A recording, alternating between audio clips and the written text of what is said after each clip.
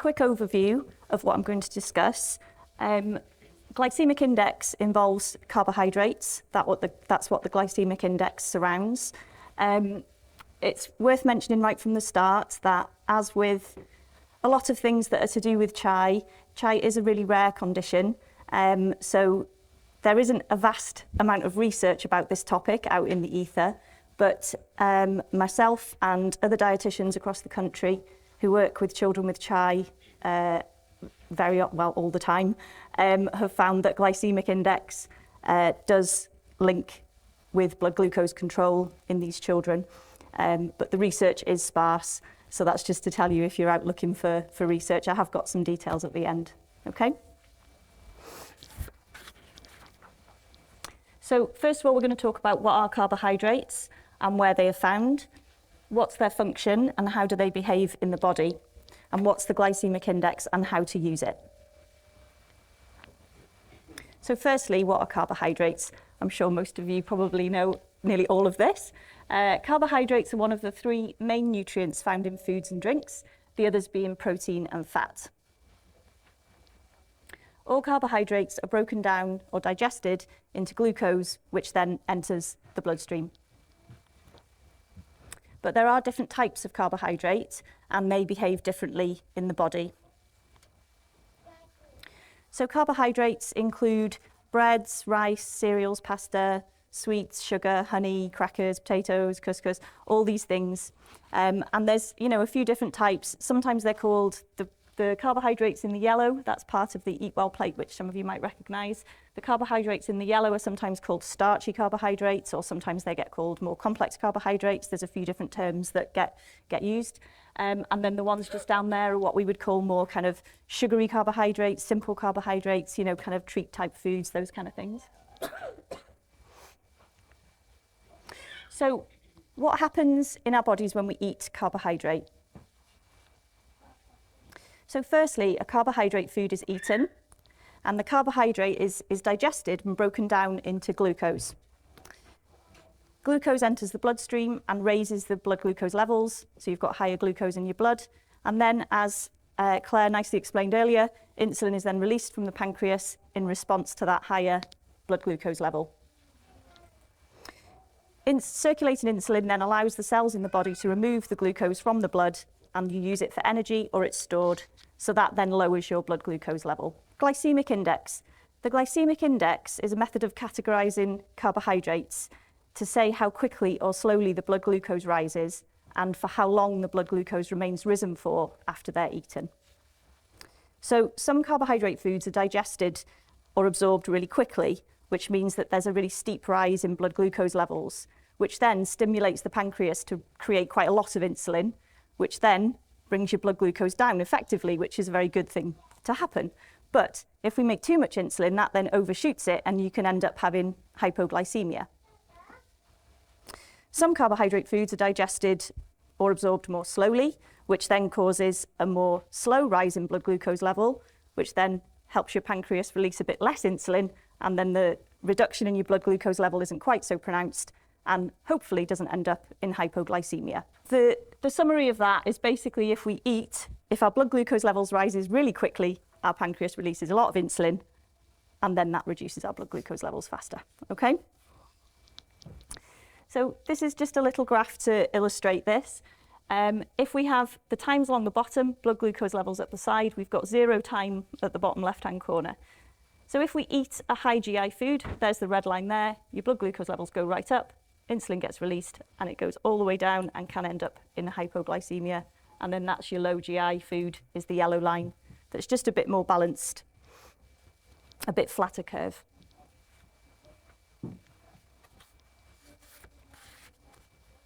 So why is this useful? Why do we need to know these things?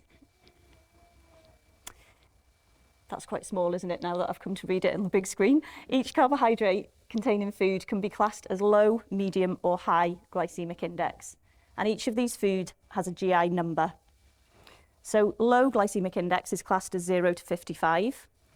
Medium is classed as 56 to 69. And these are all arbitrary numbers designated to carbohydrates based on the maximum, which is 100, which is white bread. I believe it was all based on. So high is 70 to 100, okay? Now, we like to keep it simple and we just talk low, medium and high. We don't need to know all the individual numbers. It can get very complicated.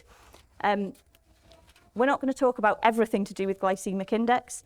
There's other aspects that come into it, but this is a good starting point to understand what it all means.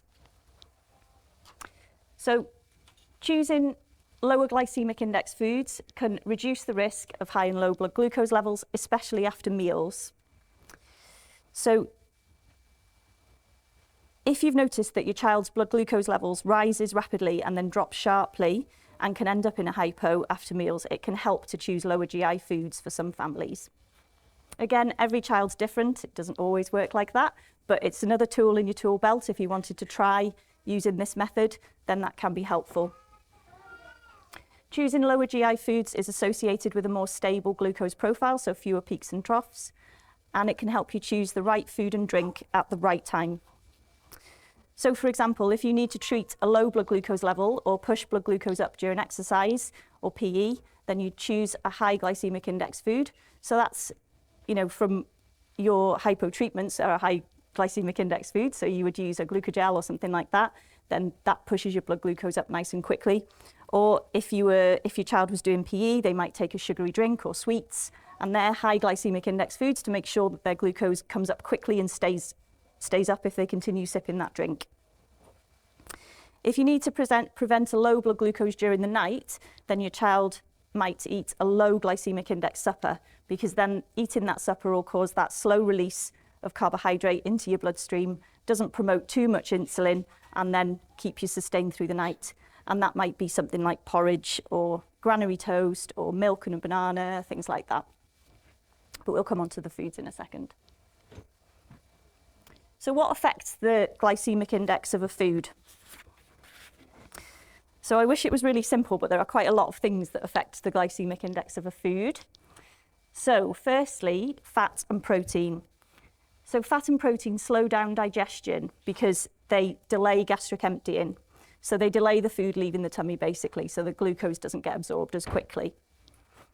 So the glucose, as I said, goes into the bloodstream more slowly. This is why chocolate has a much lower glycemic index than things like jelly sweets, because even though they're both high in sugar, the chocolate contains protein from the milk and the cocoa beans, and it also contains lots of fat, as we know.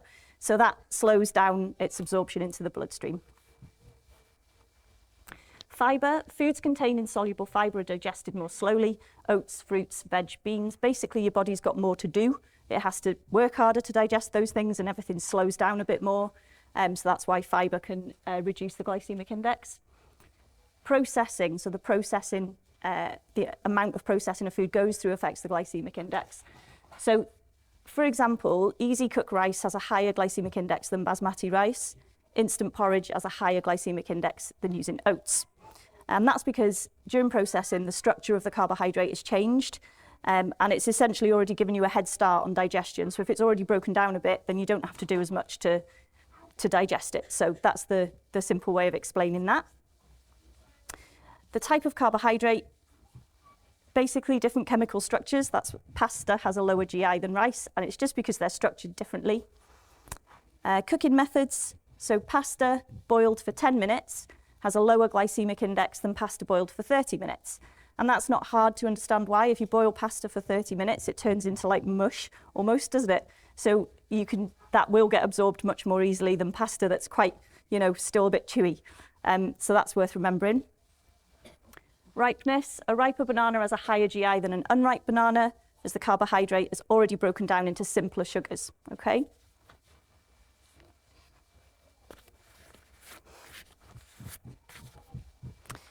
Points to remember. Foods that do not contain any carbohydrate will not have a GI value. So say if you were wanting to look up the GI value of fish or eggs or meat, you won't find one because it doesn't have one. They don't contain any carbohydrate. Foods with a high GI are not necessarily bad foods. For example, potato crisps, so crisps have a medium GI, and baked potato has a high GI. Low GI foods are not necessarily healthier.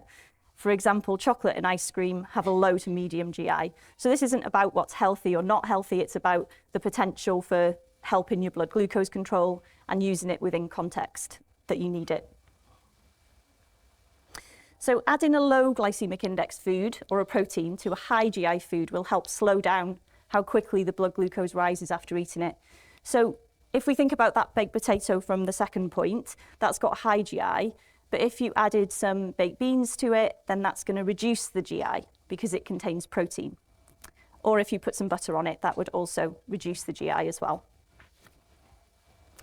So I'm going to show you a few tables. Obviously, there's a lot on them, but you can look at these after when you get your slides. So we've just split them up into different columns. The red is the high GI foods, orange is the medium GI, and green is the low GI. So for example, if we look at the bread section, low GI, multigrain or granary bread, medium 50-50 bread, and then in the high GI, brown, wholemeal or white bread are all high GI. So the thing with bread that's important is, you know, how the fibre, how grainy it is, anything like that is going to be lower GI. Different types of biscuits have different GIs as well, which is quite interesting. Not surprisingly, Pop-Tarts are pretty high. Pasta and rice, as we said, low. Instant rice, brown rice, white rice is high. Different types of cereals. So these are things that you can perhaps look at. If your child, you know, enjoys cereal, and they may not be a fussy eater, and they may just be eating a cereal because they've picked it or they think, yeah, I fancy that. But actually you're noticing that they're getting some erratic blood glucose levels. You can think, well, maybe if I swap it to a low GI food, they'll probably like it just the same, but it might help their blood glucose maintain better during the morning. Potatoes, roots and tubers, fruits. Most fruits are low GI.